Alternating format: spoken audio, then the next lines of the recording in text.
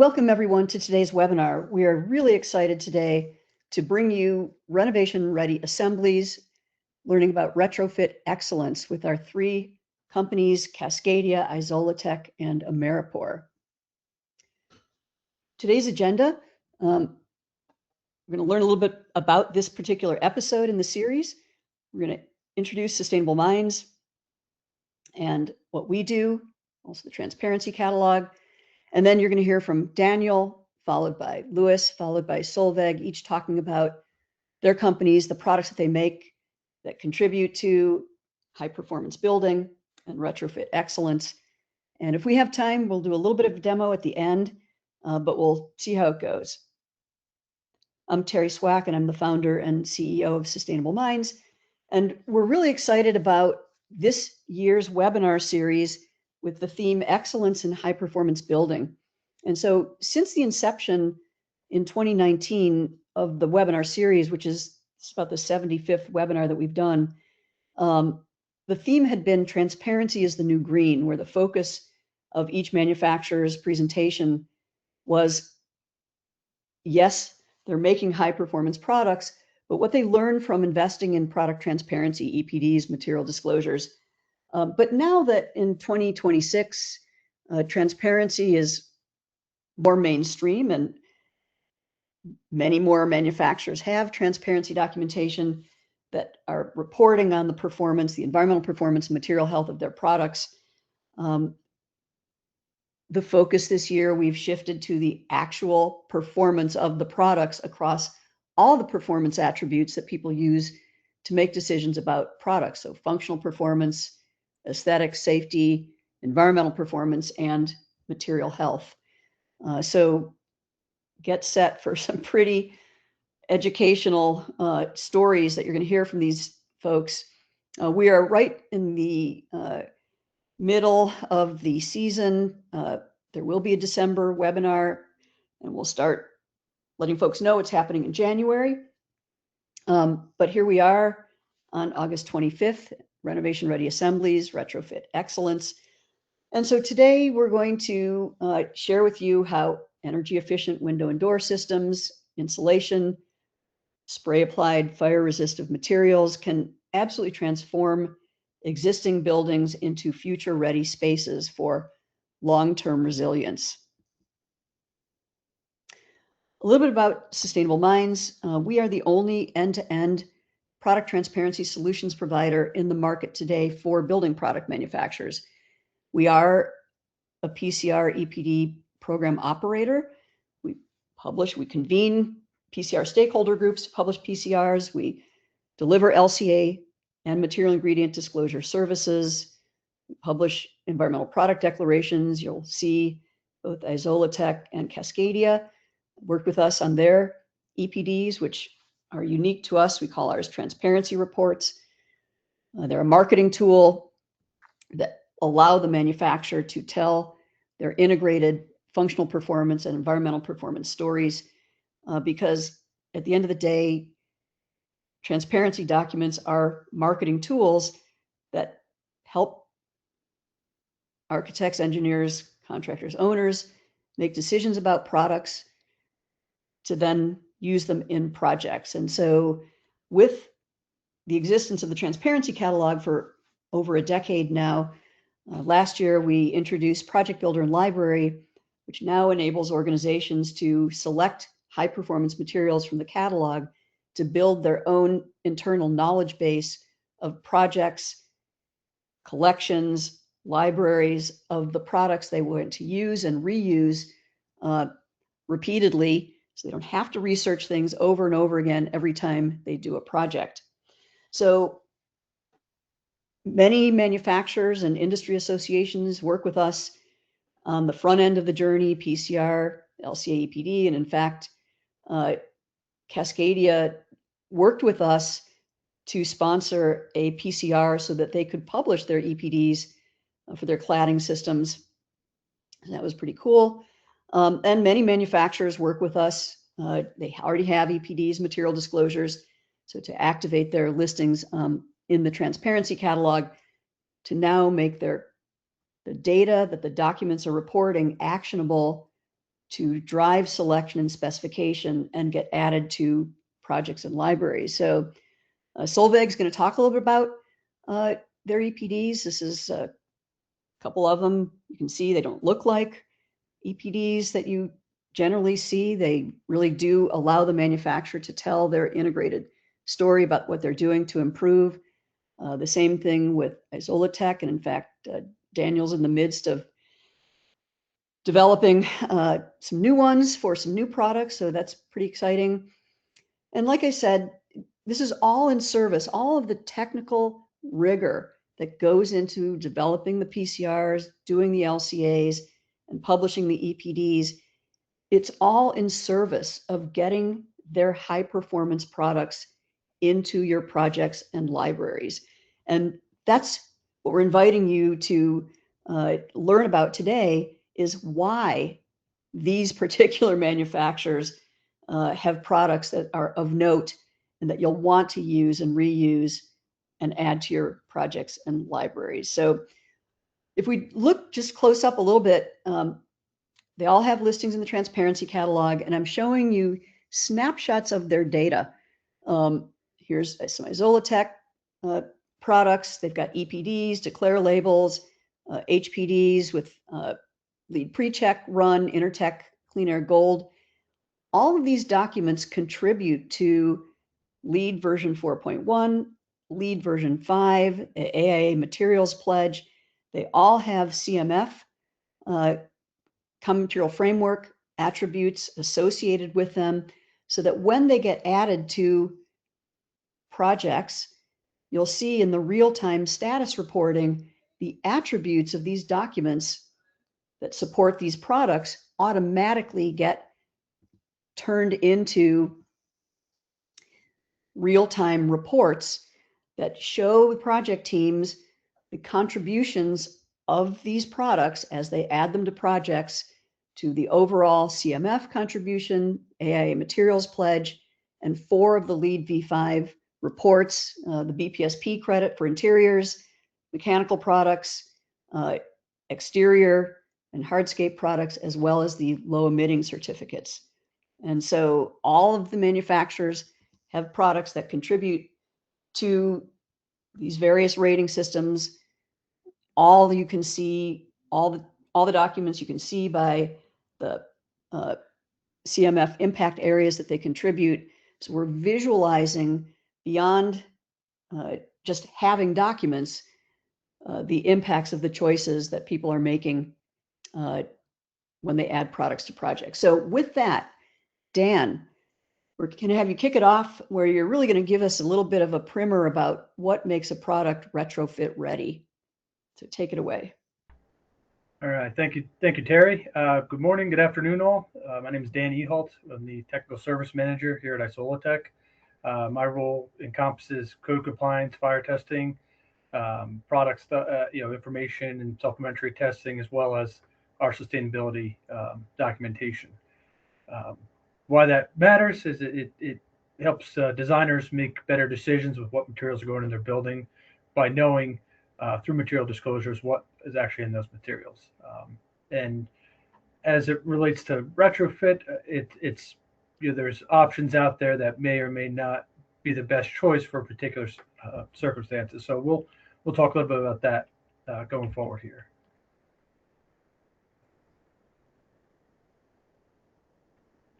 Skip the slide. Okay, so who is Isolatek? We're a single source passive fireproofing materials manufacturer for structural steel and concrete. We go across the commercial, industrial, petrochemical, and even the tunnel applications. And our portfolio includes SFRM, your traditional spray applied fire resistant materials, intumescent coatings, and rigid board solutions. And again, why does the material transparency matter? Because it helps connect the environmental performance and the health information with the code requirements for fire protection, and helps designers get a better understanding of what is going into their particular buildings. And how does this apply to retrofit work? Well, again, there's different solutions that can all provide the requirements for fire resistance, but existing buildings have different constraints that need to be considered. There may be occupied space, or there may be a use change that would dictate whether or not one product may be a better solution than another. And in that, with those constraints, selecting the right product early is critical, because it'll account for whether or not you can introduce water to an environment, or whether you have time to allow for drying and curing, whether zero VOC type coatings need to be considered. So all those up front will help save and make an easier application going forward. So a little bit about the materials that we're going to talk about here. Rigid board fireproofing, that's our Cafco board and our Albee Dragcat line of materials. These are mineral wool and resin bonded bats, prefabricated bats that are mechanically attached to the steel. They're typically alternates used when spray application is not feasible. The spray applied fire resistive materials are your common passive fireproofing materials. They're various densities, commercial, medium, and high density. They include our Cafco line of products and our Blaze Shield and Fendalite families. The difference in those materials, again, lends itself to either code requirements or particular exposure requirements. So there's a lot of thought that goes into selecting which spray applied fiber resistive material will be applicable for a given project.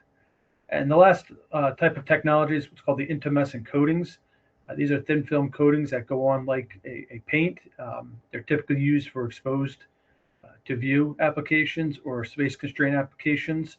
They're just another option in order to achieve the ultimate purpose of these materials, which is fire resistance. But that being said, they all also contribute to sustainability and transparency documentation. Materials either have or are in development getting environmental product declarations. They'll have HPDs and declare labels, as well as the CDP HV 1.2 emissions testing for indoor air quality. So in terms of satisfying project sustainability requirements, they're all capable of achieving that. And really the question about what material is the right one comes down to a given environment, or what the application will be. What makes them renovation ready is they're all gonna accomplish the ultimate goal of fire resistance, right? That's what they're designed to do. They'll provide hourly ratings on structural steel and horizontal assemblies for 1, 2, 3, or even 4-hour conditions. And what needs part of what needs to be considered up front is what type of access will there be? What is the substrate going to be? Is it going to be clean, new steel, or is it going to be rusty old steel? Is it a metal deck? And what the right application to that substrate will be. Another critical factor is sequencing. The longer these projects go, the more time and money they take. So if there's an ability to install code compliance fire resistance ratings while expediting the construction sequence, that always is something to consider. And then again, we talked about on the last slide, the documentation path. Again, these materials will all have the transparency documentation for submittals and what's needed to verify compliance with LEED or other credits. So we talk a little bit about what we learned and how the sustainability from our world looks like. In going through the process of developing these sustainable documentations, really put a lens over our raw material sourcing. Some of the materials we use are globally sourced materials, and so mapping that in the development was a interesting exercise. It also gave us thought into how materials are selected, which is primarily historically has been for function first, but the development of sustainability documentation forced us to consider other important variables, whether it's regionally sourced or what's the carbon footprint of the production of that raw material. Things like that are something that we hadn't considered prior to developing these documentations and that we look at now. And as it relates to our industry from a fire resistance standpoint, the biggest eye-opener was for what's called our UL follow-up service. So our materials are all tested through Underwriters Laboratories, and when the we go through that testing process, there's a very rigorous documentation of what raw materials are used, how they're mixed, how they're applied, and all that is carried through after successful fire testing to the materials as marketed and sold today. So what does that mean? It is essentially once a material is formulated, developed, and tested, that formulation and manufacturing process is essentially locked in with UL. Meaning we can't go and substitute a raw material for uh, sustainability purposes without having to go through a retesting of that material. And depending on the nature and the scope of the change, it could be as much as it's essentially considered a new product now, and the entire testing has to be redone. So it's a significant eye-opening consideration, because in our new product development, what we learned is we need to design around sustainability as well. Meaning we need to take into consideration earlier how the raw materials that we're selecting or using are going to impact the sustainability performance of the material.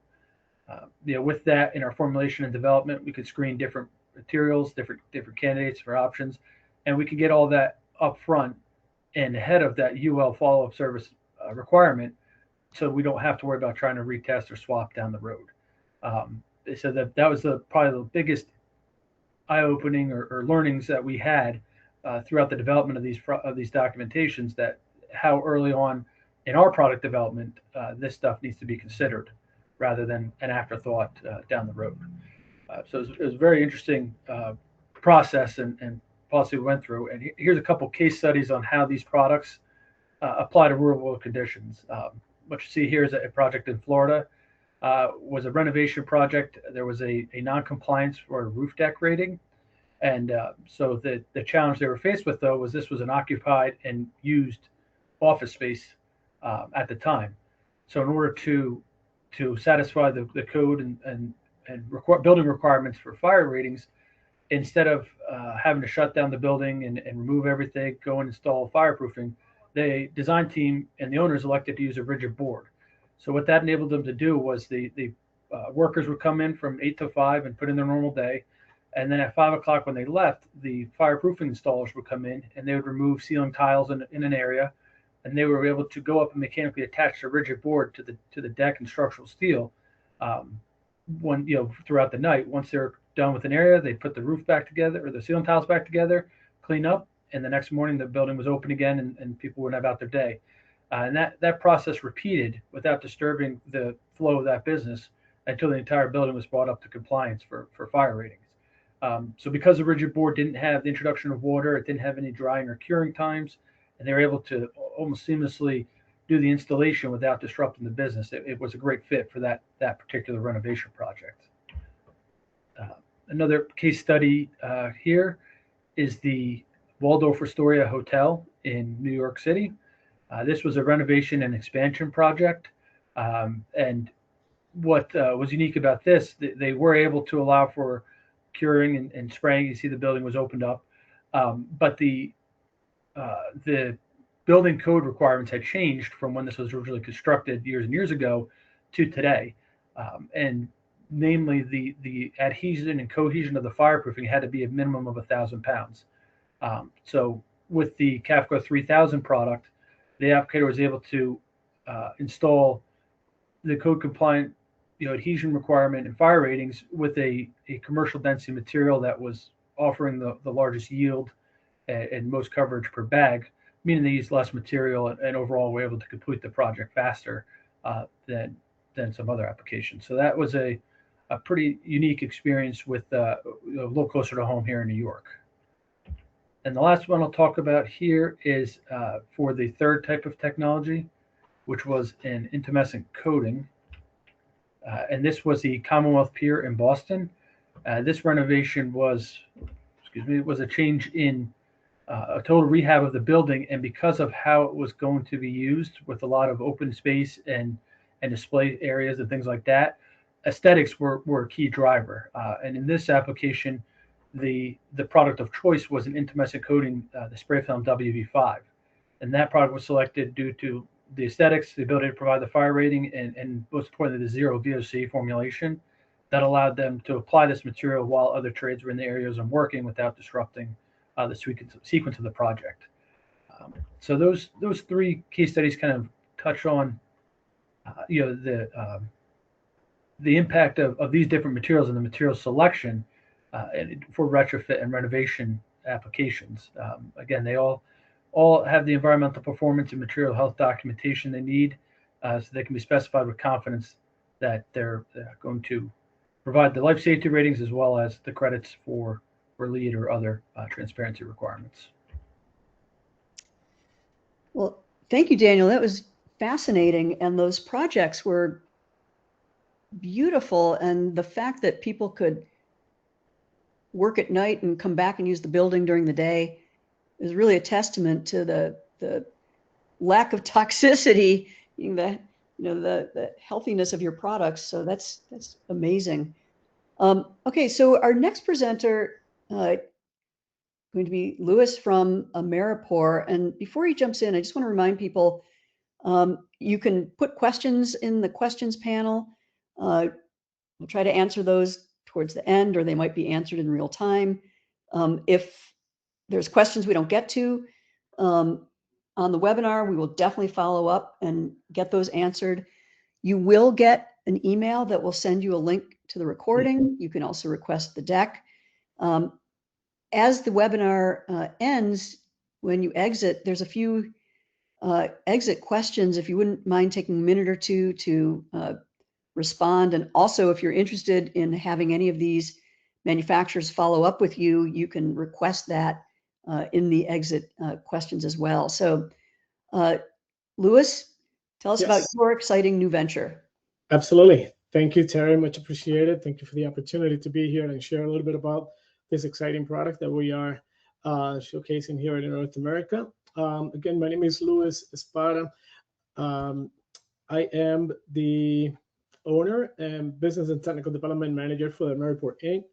I've been worked for BASF Corporation for over 3 decades, particularly in the foam insulation division, handling expendable polystyrene, some knowledge of extruded polystyrene, spray foam, polyiso, as well as now this product that spent the last years developing called Neopor GPS, or graphite polystyrene, which is as an insulation category that's been developed into something quite exciting. And I'm happy to say that we actually developed a category by itself under the CSI sections, under extruded polystyrenes, EPS, and now we have GPS in there. But to the product, the development of the credentials for this particular product has led us to basically enable the material to be used in substituting many projects for where XPS, EPS, and polyiso boards has been traditionally used. On our side, we're very passionate about collaborating and developing this product into many types of insulation products with the goal to help reduce energy consumption and definitely overall building carbon footprint. So a report is, oops, let me go back here. A little bit about the report here. Let me just scroll back, sorry.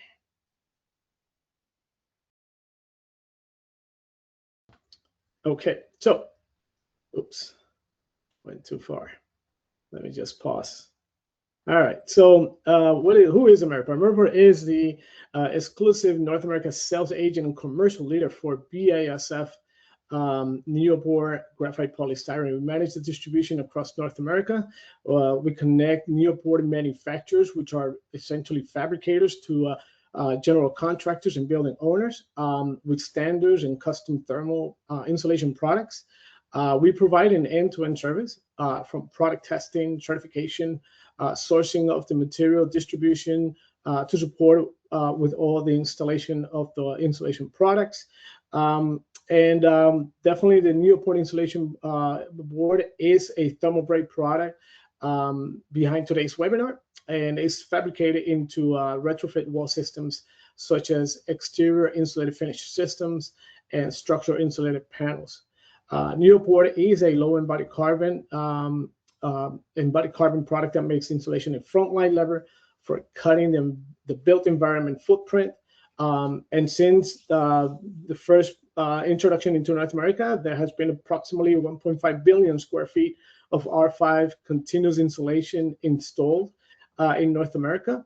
And it has been used in Europe for over 25 years. So pretty exciting that BASF gave me this opportunity to introduce this product to North America under BASF. And this year, AmeriBoard is continuing to support this product in North America as an independent company, promoting the products, supporting growth, and helping builders and everyone along the value chain use the material towards their construction projects.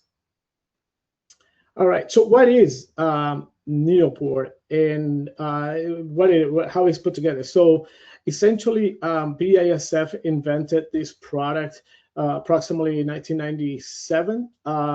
It is the next generation of expandable polystyrene. It is an enhanced polystyrene that is infused with high purity graphite particles that form a Neopor bead. That graphite infusion actually helps absorb and reflect heat, and it drives the actual thermal performance up to 25% over standard expandable polystyrene products, which are typically and traditionally known as styrofoam or white EPS. So the R value that you can achieve per exact inch is about 4.7 at a temperature of 75 degrees.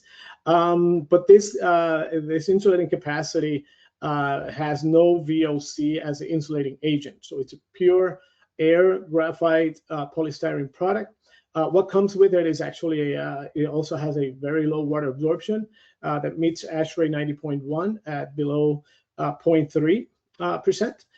With that, the key attribute managing moisture is also vapor permeability, so up to 5 perms, which limits trap moisture.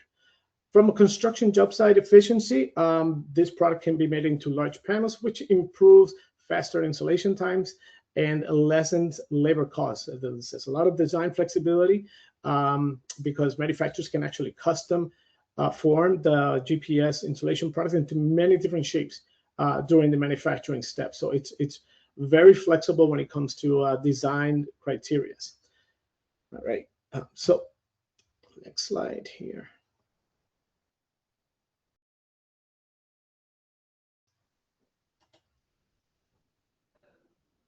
All right, so when it comes to products, certifications, and transparency, I'm happy to share that the product has achieved a full EPD, HPDs declare, and also UL Green Guard. Has Green Guard certifications for over 10 years already with full compliance during that period. And material ingredients also is part of that transparency. Under the building code, it has 3 separate certifications, each of them quite unique for the individual applications that it serves. The UL certifications cover a vast number of fire assemblies. I believe it's up to 33 at this point and counting, not to mention also it has the fire approvals of NFPA 286 as well as NFPA 285, which helps open up many types of different assemblies.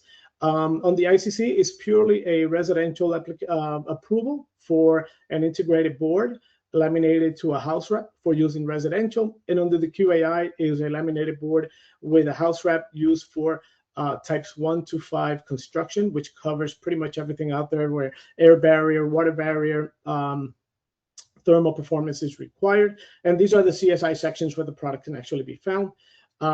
And it's very, like I said, has a wide approval for many applications.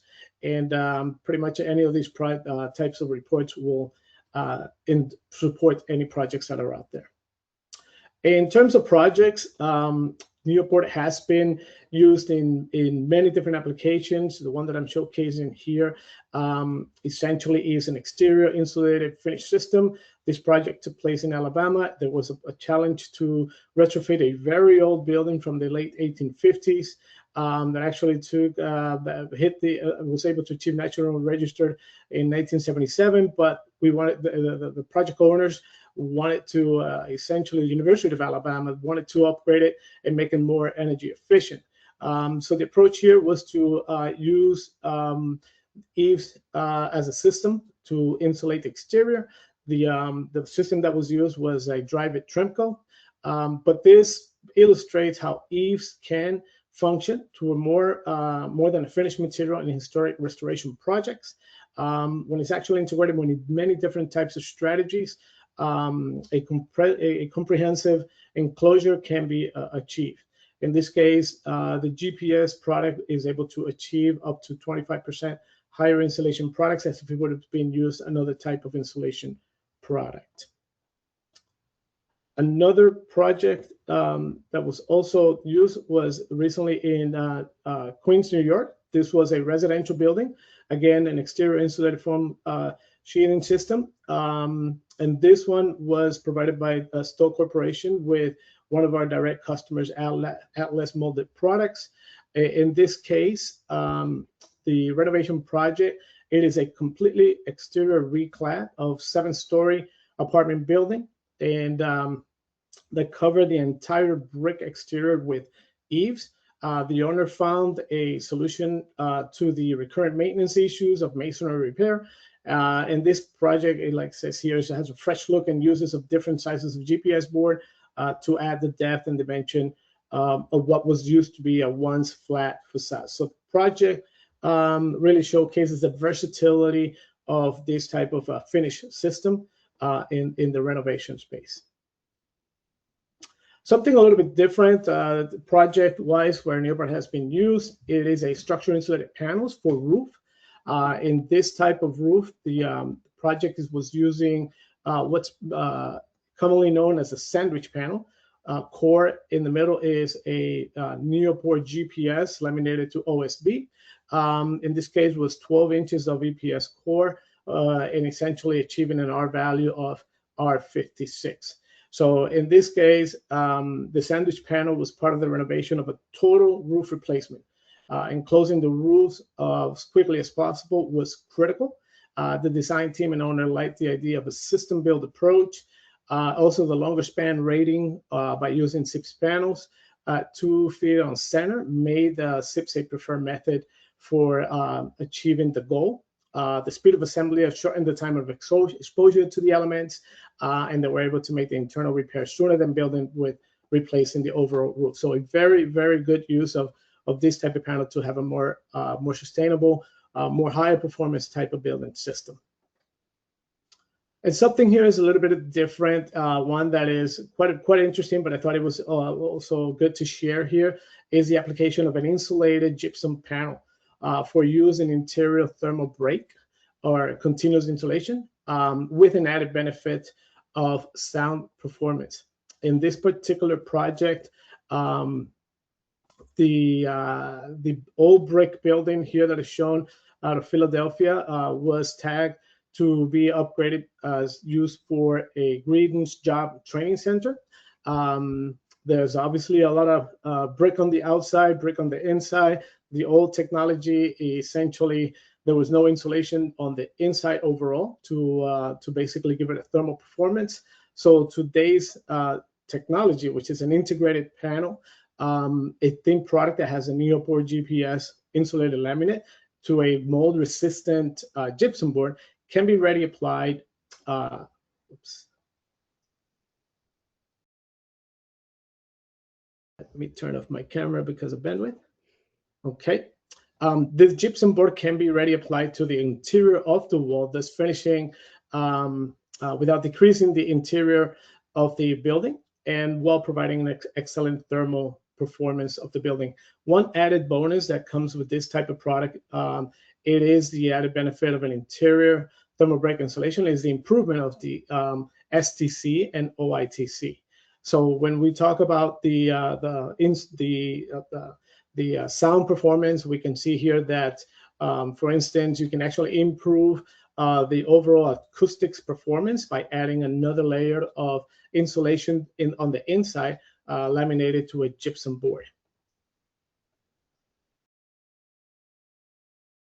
So some learning on the insides on this side for the Neopor GPS. We can see that on the versatility side, it has proven performance for this type of applications and acceptance under the eaves and SIPs, which makes it well suited for retrofit and renovation projects when the owner needs to upgrade for efficiency, and that is the goal. On the carbon footprint, it has the lowest comparable North American insulation via its high purity graphite and non-HFC blowing agent. On the net energy, we see that it actually requires the least amount of energy consumption to produce this product here in North America. And on the transparency side, obviously sharing the EPD, the green guard, and full integrated disclosure, also showcasing that it doesn't have any formaldehyde.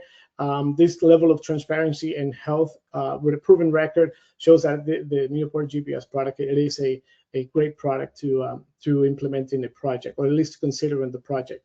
On the material mass, happy to say this is one of my favorite areas to share, that because of the nature of the product, it actually used the least amount of raw materials for equivalent thermal resistance. So bottom line is a best-in-class performance that has been tested, proven, and validated.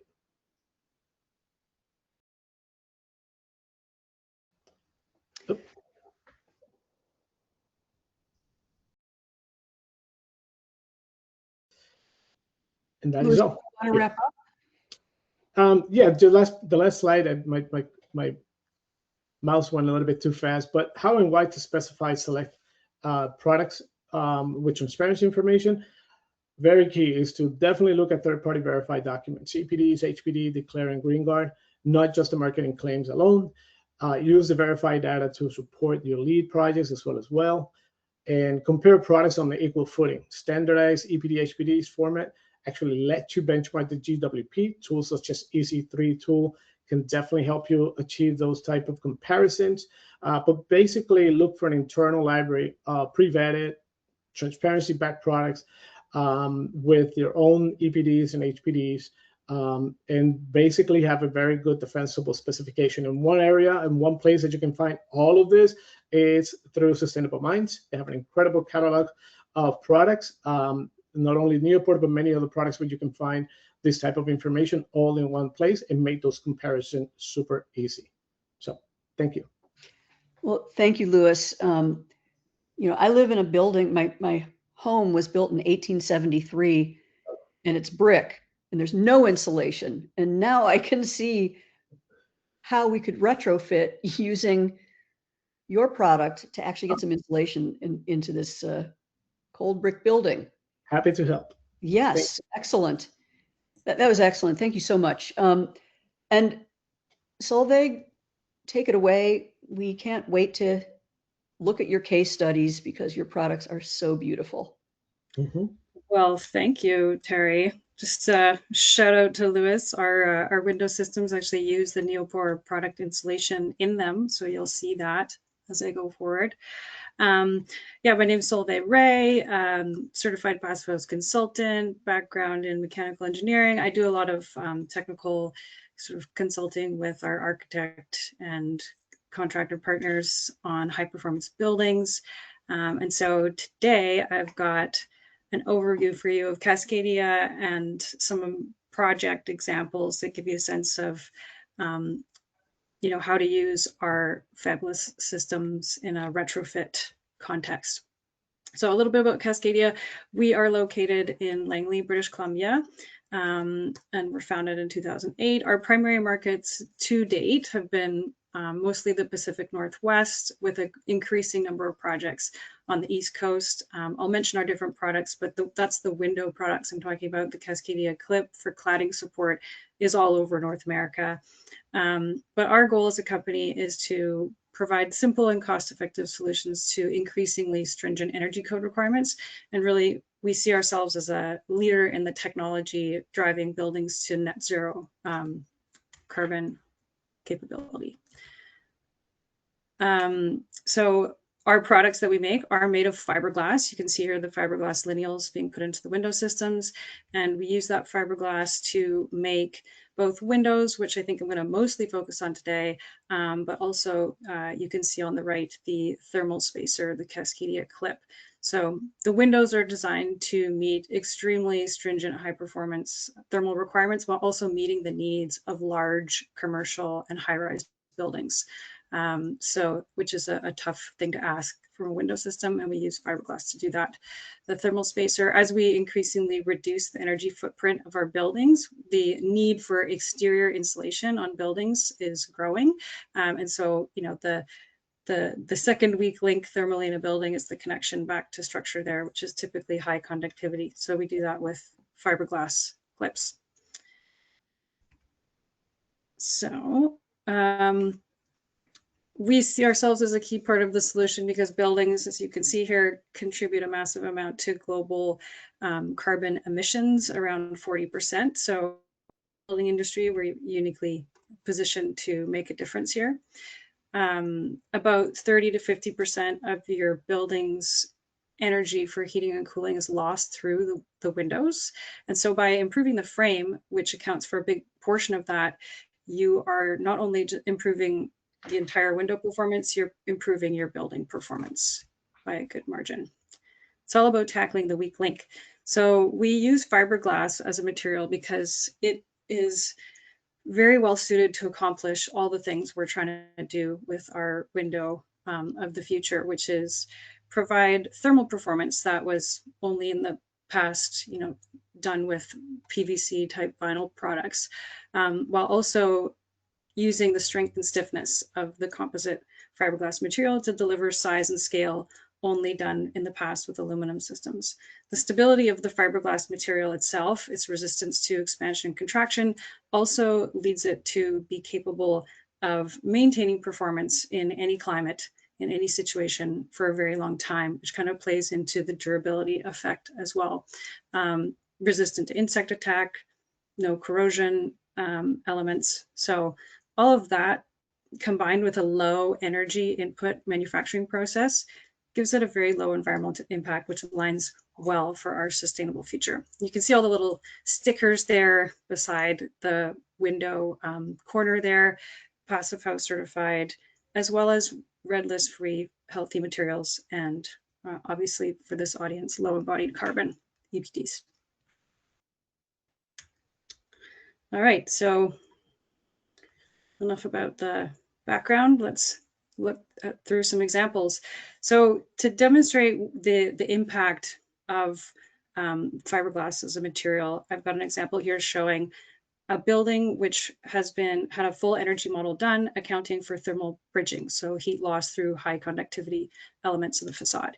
So using a traditional aluminum window wall here, you would have a 40% window to wall ratio, while having, you can see it's very small. I apologize. I'm going to turn off my camera so you can have a bigger screen, with an energy use intensity and demand intensity down there, 35 kilowatt hours per meter squared. So just by switching to a fiberglass system, you can dramatically reduce your footprint of the same building, or you can use that performance as a lever to give you design flexibility. And in this case, I'm jacking up the glazing ratio. So you can see the building on the right is likely a much more valuable building to the owner than the one on the left. So that's just one example of the types of design flexibility that focusing on performance can get you. So this is just quickly to show you the impact of lifetime of materials. I mentioned fiberglass is durable. The low expansion and contraction makes it resistant to this type of failure where gaps open up in the system and deformation happens, resistant to high temperatures caused by black finishes, etc. And so where that impact comes into play long term is not just a dollars issue. We also have the embodied carbon shown here. So the energy input to produce the windows originally, in orange you have fiberglass, and then you have vinyl, PVC, and aluminum a bit higher. So you see that initial embodied carbon benefit from choosing fiberglass, but the real benefit comes by providing longevity over time, not having to replace your window system multiple times over the same span.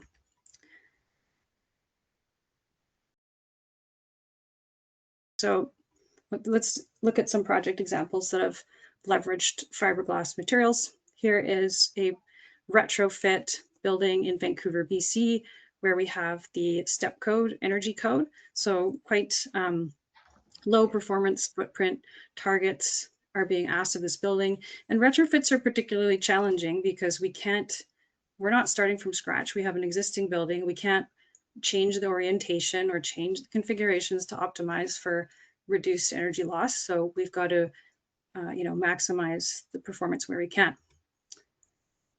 So we had also, existing challenges from the occupants that have to be dealt with.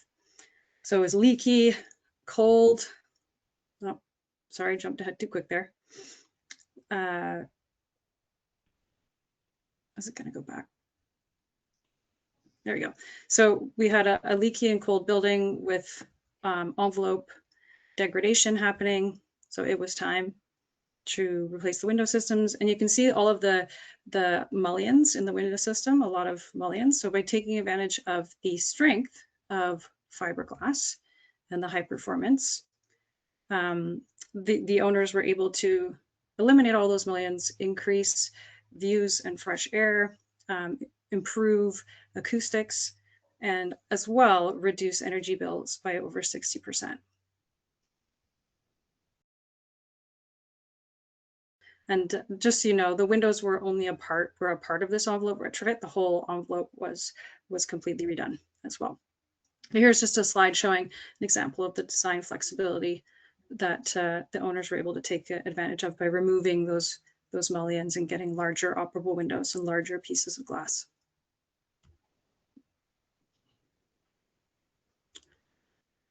Okay, another retrofit example, also in Vancouver, BC. This is a high-rise, which is not that old.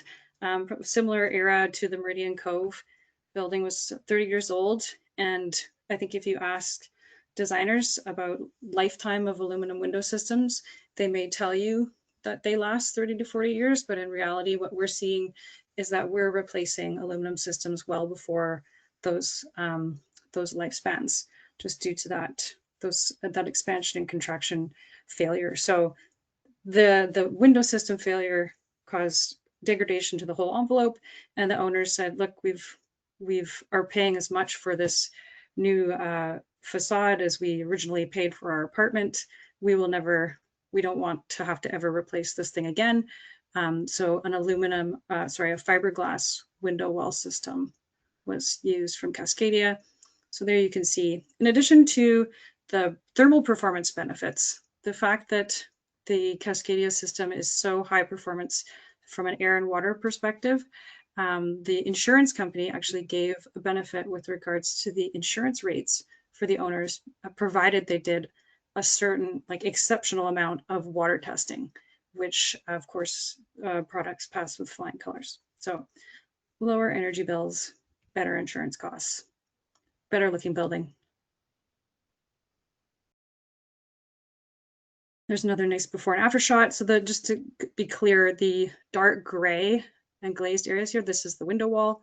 And then these areas that have sort of brick cladding in between, those are punched windows in those areas. And this is not a retrofit project, but I wanted to use it to show you a strategy that can be used in retrofits using the Cascadia clip. So often as we move to exterior insulation, we're trying to improve the insulation, the performance of an existing building. We want to add a wrap, a blanket around that building of insulation. And a huge thermal bridge, an area for heat loss, is the connection between the window and the structure. So one of the strategies for mitigating that is to push the window out into the insulation layer. But the trick then becomes, how do we support that window with something that's structurally strong, but also low conductivity? So the solution that the industry has found now is using the Cascadia clip, which is the strongest cladding support component on the market, for its size and quantity. And it can basically support a window that's as big as we could build. So here it is. You can see the little purple clips under the window, and these would be buried within the insulation layer that's around the windows and in the wall assembly as part of the rain screen assembly. So this particular project was passive house adjacent, very high performance building, but it's nonetheless a strategy that is being used on retrofits. And one more topic I want to share with you as we move to more resilient buildings in general, improving resiliency, upgrading our window systems for the future, wildfires become a big thing. So there's a new California standard for testing window systems and components for wildfire resistance, and fiberglass performs incredibly well. It seems like to be a natural fit for our window systems due to the multi-chamber and heavy construction of the frame. You can just add it to one of the many things that fiberglass is good at, is resisting fire in this situation. So we have a whole other, we have webinars dedicated to this topic. It's very fascinating. I encourage you to sign up for those if you're interested in that topic. And lastly, before I turn it back to Terry, I'll just mention our EPDs. Like Terry mentioned, we helped create the PCR for the Cascadia clip, which you see there on the right, so that we could have our own EPD for all of our products. We're very proud of our EPD, which also includes the window wall, which was not, very readily captured in the existing PCR framework on the market. So we kind of went above and beyond to provide that information to architects and designers trying to do life cycle analysis. So it's still the Wild West out there when it comes to windows and cladding systems. So do not hesitate to reach out to us. We've got a bit of experience now helping designers work through some of the sometimes out of the box calculations that have to be done to capture embodied carbon. So thanks for listening, and I will hand it back to Sustainable Minds. Thank you, Solveig. That was fascinating. I didn't know you were going to throw in the fire resistant piece. That was super interesting.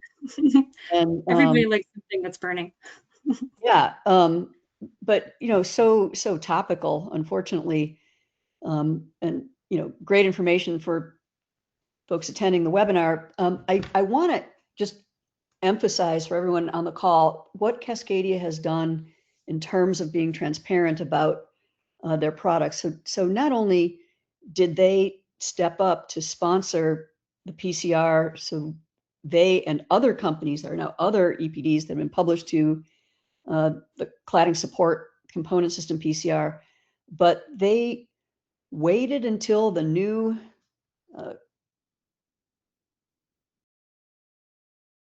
familiarly known as the Windows PCR, but more formally the Fenestration Assemblies PCR, for that to be done. And they were the first to publish EPDs to that long in development PCR. So they've really not only create incredibly beautiful, high performing products, but are really out there being transparent and sharing their stories. So definitely take a look at the products from all of the presenters that we had on today.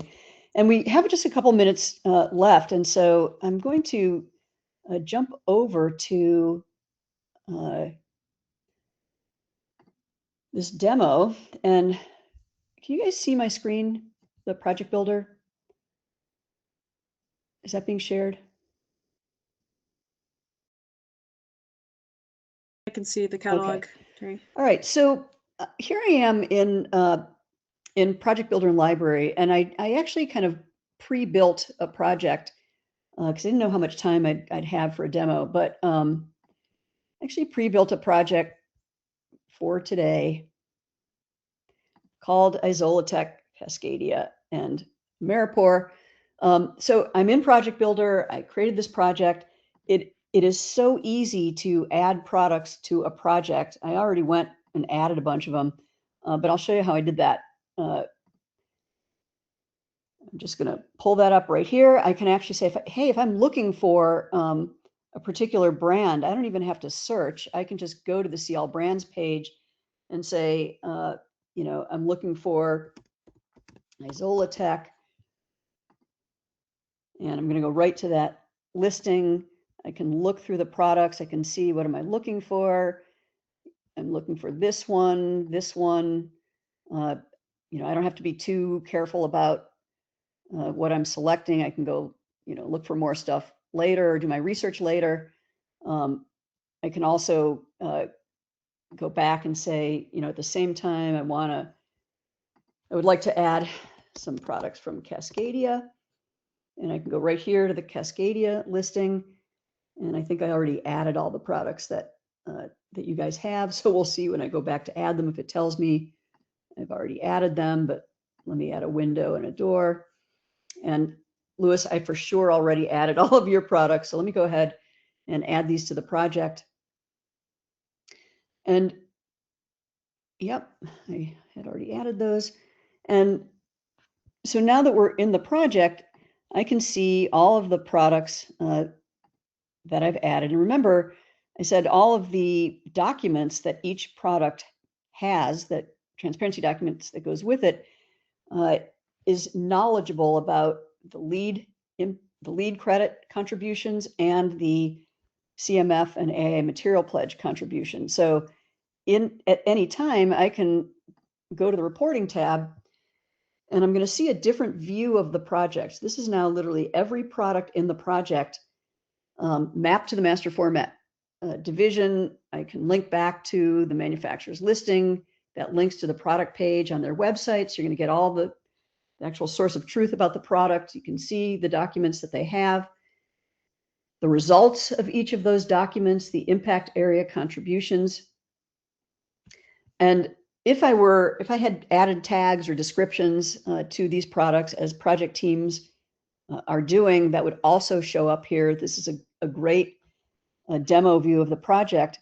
But now I can also see automatically the contributions to the materials pledge, the BPSP credit.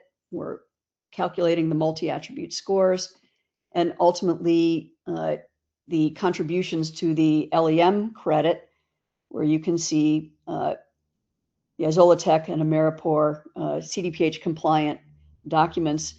These reports export to a spreadsheet that make it easy to fill out the lead calculator. But once the lead calculator is online, these reports will export directly into the lead calculator so people can add their quantities and costs and calculate the actual credit value. The material pledge export can be used to send in for material pledge reporting. And so, not only are we making it easier to understand those performance criteria, environmental performance, material health, low emitting, we're making it count in real time and then making it possible to motivate folks to report on the projects where they're using these high performance products. So I want to thank everyone for attending today, and Daniel, Louis, and Solveig, thank you so much. Those were excellent presentations, really topical, and I learned a lot. I think everyone else who's here did as well. If you can take a moment on your way out to respond to the survey, that'd be great. And I want to wish everyone a great day and great rest of the week. And thank you to our presenters. Have a great day. Thank you, Terry.